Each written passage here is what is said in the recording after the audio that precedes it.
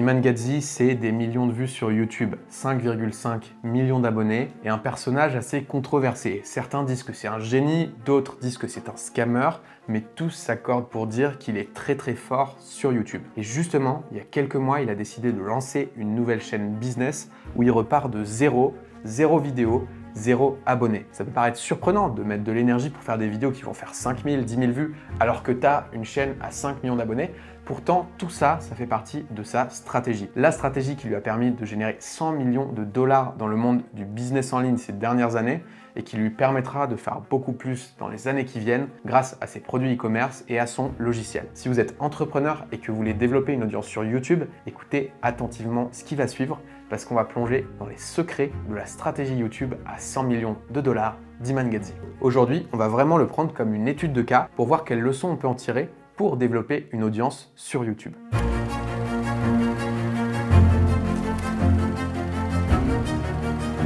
Le premier réflexe de pas mal d'entrepreneurs qui veulent se lancer sur YouTube, ça va être de copier ce qui marche. Ça peut être une excellente idée, mais ça peut aussi mener à la catastrophe si on ne sait pas bien ce qu'on est en train de faire. This is really the first step when implementing the system.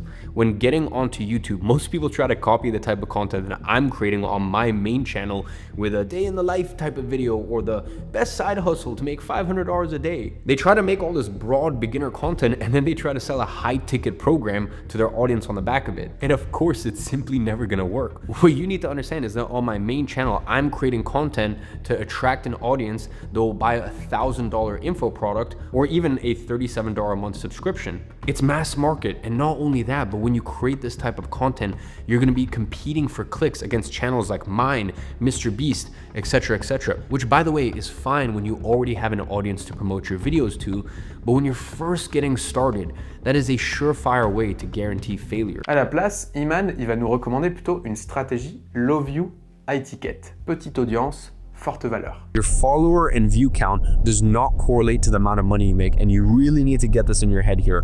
What I need you to truly comprehend is that there are personal brands out there with 5,000 followers who make a shit ton more money than people with 5 million followers.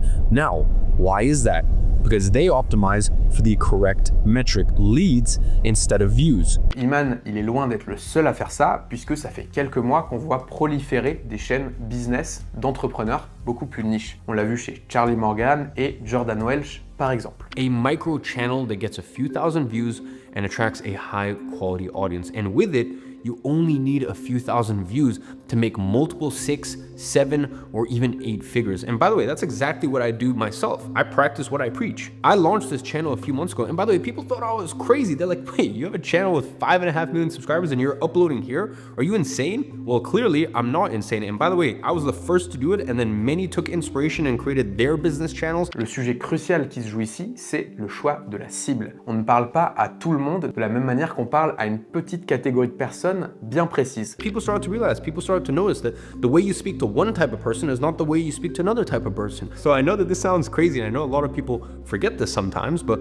when you're selling to a qualified audience, when you're selling to a high-ticket B2B audience, of course you have to speak to them in a very different way than you speak to a mass market audience. Well, guess what?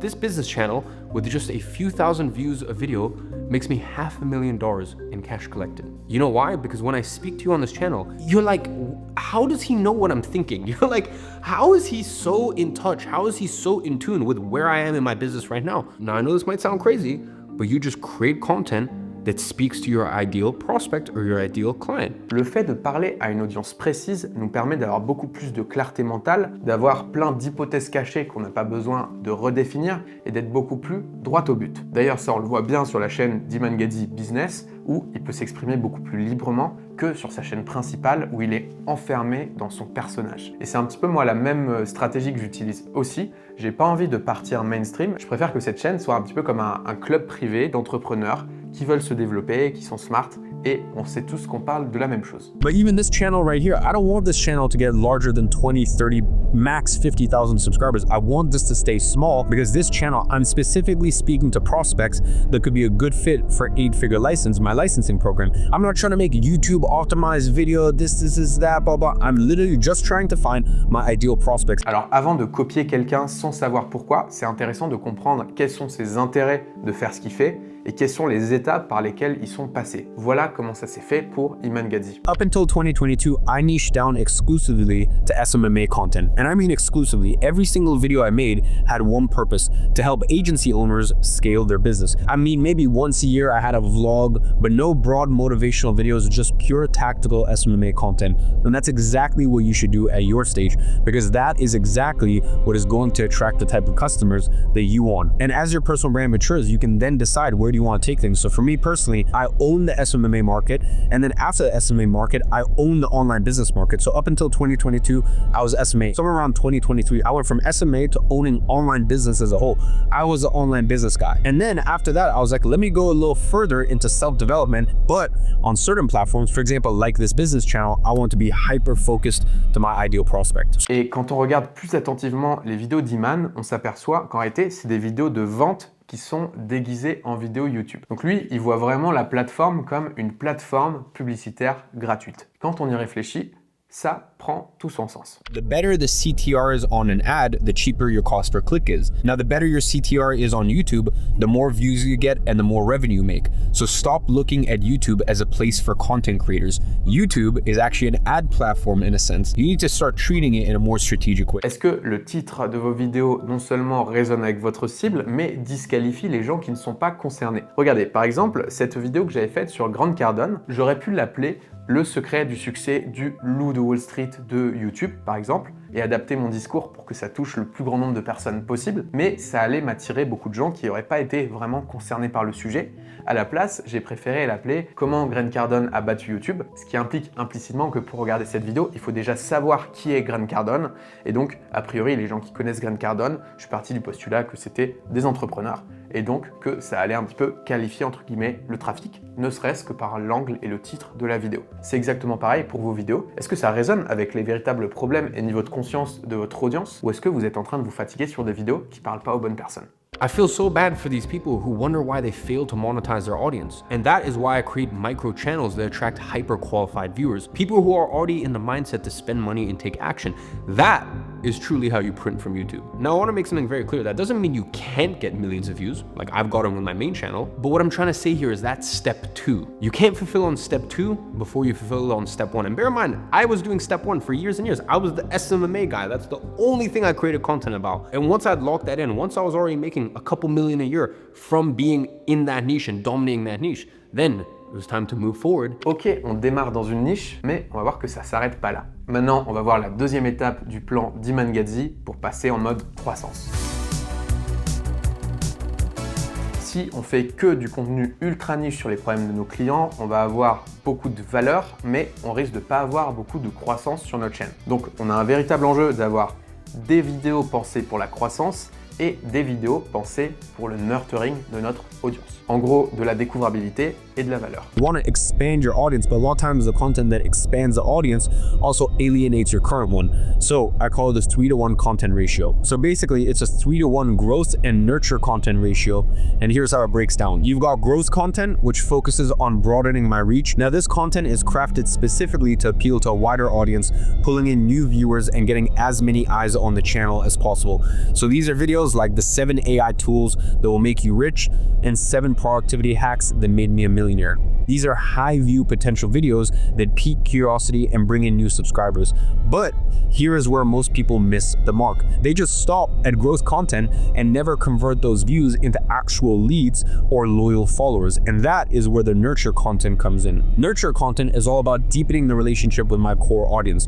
These videos usually have lower views but higher engagement because they are designed to resonate with people who are already following me. Et ce que va faire Iman entre toutes ces vidéos, c'est des appels à l'action qui renvoient les vidéos les unes vers les autres. On se retrouve un petit peu comme sur Netflix. À la fin de chaque vidéo, on va avoir une suite logique. Ça va maximiser la durée de visionnage moyen d'un utilisateur sur la chaîne. So under every single video, you'll notice that I link the next video that I would like my audience to watch. Et donc c'est exactement ce qu'il a fait jusqu'à complètement saturer sa niche de l'époque, à savoir les agences SMMA. I was the SMMA king, right? I was struggling to get views because I was only making videos on one topic, SMA. I was the best at it. I had the most views in that space, but the only people who were watching my videos were people who were already interested in SMA. Alors disclaimer, avant de se poser la question de est-ce qu'il est temps d'élargir, de remonter en niveau de conscience, etc., eh ben, on a déjà le temps de voir venir. Ça va vraiment concerner les gens qui ont déjà essoré leur marché. Et donc, dans 99% des cas, à moins que vous ayez déjà une entreprise qui fait 300 000 € par mois de chiffre d'affaires sur votre niche, ça va probablement être un peu tôt pour vous poser ces questions.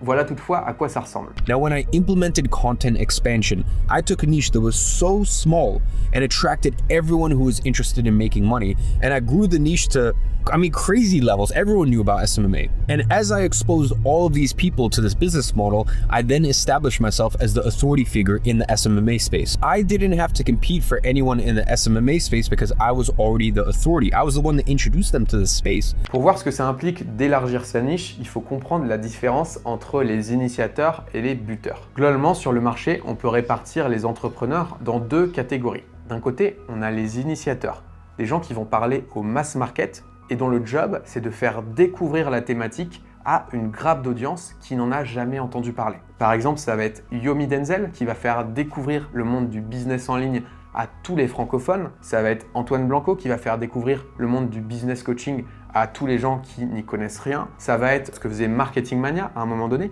qui faisait découvrir le monde de la formation en ligne à des gens qui n'y connaissent rien non plus. C'est toutes les personnes qui élargissent le marché et qui font faire le premier pas aux gens dans un univers. Le truc, c'est que dans le mass market, les gens qui viennent de découvrir une thématique, généralement, ils sont pas prêts à investir plus de 500 ou 1000 € pour se former sur le sujet parce qu'ils sont pas encore très avancés. Souvent, ils débutent, souvent, ils n'ont pas de pouvoir d'achat. Et donc, généralement, by design, les initiateurs, ils vont devoir proposer des produits pas trop chers et assez facile à livrer. Et c'est exactement ce que faisait Iman Gadzhi avec son cours Agency Navigator où il apprenait aux gens à lancer une agence SMMA pour 1000 $. Le truc, c'est que s'il suffisait d'une formation vidéo ou d'un PDF pour changer de vie, ça serait. Et donc ces initiateurs, ils vont créer énormément de déçus sur le marché. De l'autre côté, on a les buteurs. C'est les gens qui vont s'adresser à des audiences plus précises de gens qui sont déjà assez hauts en niveau de conscience, qui sont déjà assez éduqués, qui vont leur proposer une offre un peu plus à étiquette, qui va être un peu plus chère, un peu plus conséquente, avec un peu plus de valeur et qui vont les aider à passer de 1 à 2. Et donc pour les buteurs, c'est super intéressant d'avoir une stratégie low view à étiquette parce qu'ils n'ont pas besoin de l'attention de beaucoup de gens pour déjà générer beaucoup de valeur. Et paradoxalement, les formations en ligne ou les PDF des initiateurs, ils auront quand même, in fine, en quelque sorte, permis de changer la vie des personnes parce que sans les initiateurs, ces personnes n'auraient jamais fait le premier pas. Les clients des buteurs, en fait, ça va être les clients déçus des initiateurs. Parenthèse fermée là-dessus, tout ça pour dire que vouloir élargir et passer plus broad, ça a un coût. Et le coût, ça va être de parler à des gens qui sont beaucoup plus loin en niveau de conscience, qui ont moins de pouvoir d'achat, et donc ça va nécessiter un travail d'évangélisation sur le marché beaucoup plus important, et surtout d'avoir un produit cohérent et viable par rapport à la cible que vous adressez. Et justement, pour devenir un initiateur comme Iman Gadzhi, tous les moyens sont bons. I go back to my old ones and I just change two things. Well, I actually don't even do it. My team does it. The thumbnail and the title.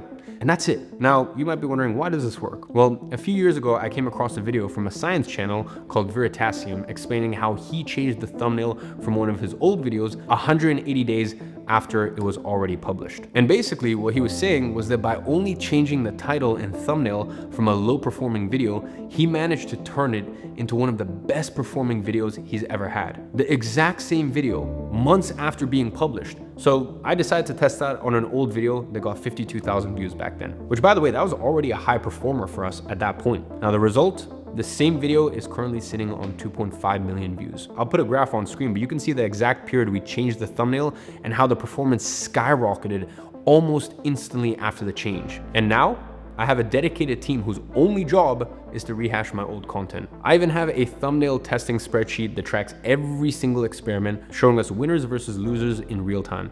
And that is why my channel keeps growing, even if I choose to disappear for months at a time. And I can honestly say that if I spent a year without posting anything, my channel would still grow and I would still make millions and millions of dollars on the back end because of it. Le bon côté de cette stratégie, c'est que chaque vidéo va pouvoir bénéficier d'intérêts composés. At this point, I've created so many digital real estate videos that keep paying me dividends in the form of views every single week that I don't even need to post new videos to keep the system running and feeding growth. Because I'm not constantly creating. I'm building, I'm optimizing, I have the team in place, and they take care of it. They make sure that whatever I do, we extract the most value and the most use out of. You see, most creators burn out because they're stuck on a content treadmill. And I'm telling you this right now, that's not how you scale. Instead, you need to build a system that makes your old content work harder for you. I mean, it's like with an investment portfolio. You should absolutely keep investing and keep dollar cost averaging every single week or every single month, regardless of how much money you have in your portfolio. But it comes to a point where your new investments barely make any difference because of how much your older investments have generated over time. L'idée, c'est de faire une fois les vidéos et puis de leur redonner vie avec des nouveaux packaging. C'est d'ailleurs quelque chose que je suis en train de tester sur ma chaîne et je vous partagerai les résultats avec plaisir dans des prochaines vidéos. Donc plus l'audience va grossir, plus il va y avoir un enjeu de segmenter en plusieurs chaînes. Voilà à quoi ça ressemble chez Iman Gadzhi. We had the main YouTube channel, and then I wanted to post more vlogs, so we created a vlog channel, and then now we have, like, for example, the business channel. Donc là, on vient de voir beaucoup de choses, mais s'il y a une chose à retenir, c'est que toutes ces stratégies-là, elles sont là dans un seul but, faire converger un maximum d'attention vers une vidéo un petit peu spéciale qu'on va voir maintenant. La VSL Flywheel, c'est la pierre angulaire de sa stratégie YouTube. Pourquoi Flywheel? C'est pour représenter le cercle vertueux. Voilà l'idée. The Flywheel VSL is a strategy I developed where one single video acts as your automated sales machine. It outperforms an entire sales team without you paying commissions. This thing works 24/7, without ads, without funnels, or manual follow-ups. This is the center point of this entire system. Once you have a base of videos on your micro YouTube channel, that is where you're gonna create your Flywheel VSL. Now, it's very important, you can't create this from the get-go because you first need to find the right topic for it. And by the way, it's usually gonna take about 15 to 30 videos to get there. But once you have this set up correctly, it will outperform anything else you can do because we structure in a way that a single video will keep getting views and sales for months, if not even years to come. And the way it works is that every new video you post will link back to the original Flywheel VSL. And with that, you're gonna be constantly driving traffic to this video. L'idée de la VSL Flywheel, c'est d'avoir une vidéo référence vers laquelle toutes les autres vidéos de la chaîne renvoient. Cette vidéo-là va porter tout le discours de vente. This VSL amassed 9.5 million views, grew my channel by 184,000 subscribers, and paid me $250,000 in YouTube AdSense. But most importantly, it put $20 million in my pocket. Ce que ça va permettre, c'est d'accumuler les vues sur cette vidéo et de renvoyer un excellent signal à YouTube, qui est de dire que cette vidéo attire énormément de trafic et donc il faut la mettre en avant encore plus. Alors c'est vachement pertinent pour lui qui a une grosse chaîne qui brasse beaucoup de vues. Sur des petites chaînes d'entrepreneurs, si vous avez 1000, 5000, 10 000, 20 000 abonnés, ça peut être un petit peu overkill et vous pouvez simplement faire des vidéos avec une très forte valeur à chaque vidéo et prendre directement des calls dans vos vidéos, ce sera très bien aussi. D'ailleurs, si vous aussi vous êtes entrepreneur, que vous voulez développer votre chaîne YouTube pour qu'elle vous ramène des clients, mais que vous n'avez pas plus de 2-3 heures par semaine à y consacrer, c'est justement ce qu'on aide nos clients à faire. Donc vous pouvez prendre un call avec moi, on reverra votre stratégie et votre système de production ensemble pour que ce soit mieux huilé et je vous dirai aussi si on peut vous aider ou pas pour aller plus loin. C'est fait pour vous si vous avez déjà une chaîne et déjà une offre qui se vend. Et l'avantage de la VSL Flywheel, c'est que c'est beaucoup de travail au départ, mais après, ça roule plutôt tout seul. Now, unlike ads, which burn out over time, my VSL video actually gets better the longer it exists. It's kind of like fine wine, it ages pretty well. Whereas paid ads are like milk, they spoil quite fast. Every time I post, my reach compounds, and every time I record a new video, I'm making the system even more powerful because I'm building something with every video. I'm not against ads. I've spent about $2.5 million on ads. It's just for someone else to make near enough 100 million in info, they would have had to spend 50, 60, 70, maybe even 80 million on ads. Disclaimer ici, le funnel, il est méga simple, mais ce qui fait le succès du funnel, c'est pas vraiment le funnel, c'est plutôt l'offre qu'il y a derrière ou le message. Si votre offre est un banger absolu et que vous avez un funnel éclaté, ça va marcher. En revanche, si vous avez une offre un peu pourrie, un message un peu pourri, vous aurez beau avoir le meilleur funnel du monde, ça va pas marcher pour autant. Donc c'est là où il faut toujours prendre un petit pas de recul avec ce genre de système marketing magique. Le système marketing, ça fait pas tout et en réalité, ça fait que 20% du taf. Les 80% du taf, c'est le message et l'offre qu'il y a derrière. I record this Flywheel VSL one time. Then my team tweaks the thumbnail and title every quarter. I post 2 to 3 videos a month and all of those videos link back to the Flywheel VSL. That is literally all I have to do for this business to keep producing millions of dollars every single year. Iman Gadzhi a lancé sa chaîne business il y a maintenant 6 mois au moment où j'enregistre cette vidéo et c'est amusant parce qu'elle est en train de rattraper, si ce n'est de faire plus de vues que sa chaîne principale à 5 millions d'abonnés. Ça montre bien que l'énergie du créateur se ressent à travers son contenu. On sent qu'Iman Gadzhi est plus intéressé par ses stratégies business avancées qu'il ne l'est par ses contenus mainstream qui font réchauffer. Iman Gadzhi a structuré l'un des pôles contenus les plus rentables sur YouTube et quoi qu'on pense du personnage, on a beaucoup d'enseignements à en tirer. Commençons par nous faire un nom dans notre niche. Créons intentionnellement pour parler à notre client rêvé. Ayons des contenus pour nous faire découvrir et d'autres pour approfondir la relation. Optimisons, A/B testons et redirigeons notre audience vers une vidéo centrale. Une vidéo qui apporte vraiment de la valeur, pas juste un vieux support marketing mensonger. Et un jour, quand on sera arrivé au sommet de notre colline, nous aurons le choix d'y rester ou de partir à la conquête du monde entier. Voilà par où commencer.